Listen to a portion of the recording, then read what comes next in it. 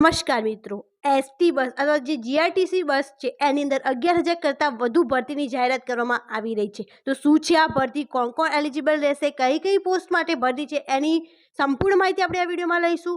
તો શરૂ કરીએ આજનો આ વિડીયો. એસટી બસની 2,800 નવી ટ્રીપ શરૂ થશે. મીન્સ જે નવી રૂટ છે એના માટેની બસો ચાલુ થવાની છે, જેની અંદર 11,000 જેટલી ભરતી બહાર પાડવામાં આવી રહી છે. અને આ ગવર્મેન્ટ જોબ છે. તો તમે કહી શકો છો કે સારી એવી ગવર્મેન્ટ જોબ માટે તમે એલિજિબલ થઈ શકો છો. અને આની અંદર જગ્યાઓ પણ 11,000 કરતાં વધારે છે, તો તમારા ચાન્સીસ પણ વધી જાય છે. તો જરૂરથી આની અંદર અપ્લાય કરો. અને આની કઈ રીતે અપ્લાય કરશો એ બધું સંપૂર્ણ ઇન્ફોર્મેશન આ વિડીયોની અંદર આપણે જોઈશું. જીઆરટીસીમાં એક જ વર્ષમાં દૈનિક મુસાફરો 2 લાખ વધ્યા. ધારાસભ્યને પોતાના મત ક્ષેત્રોમાં એસટીના નવા રૂટ જણાવવા સંઘીવની અપીલ.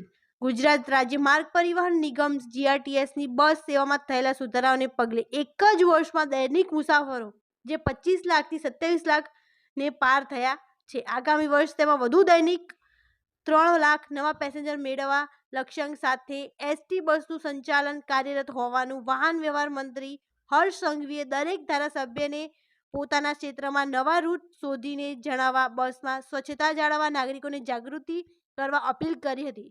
સાથે જ તેમણે એસટી બસની 2800થી વધુ નવી ટ્રીપ શરૂ કરી 11,000થી વધુ જગ્યાઓ ભરવાની પણ જાહેરાત કરી હતી. વિધાનસભામાં પોતાને હસ્તક રહેલા ઉપરોક્ત વિભાગ માટે ₹3,370 કરોડ 28 લાખના બજેટને મંજૂરી. ચર્ચામાં મંત્રી હર્ષ સંઘવીએ આગામી વર્ષમાં 2,076 ડ્રાઈવર, 3,342 કંડક્ટર, 2,827 મિકેનિક, 1,696 ક્લાર્ક મળી 11,000થી વધુ કર્મચારીઓની ભરતી કરવામાં આવી રહી છે.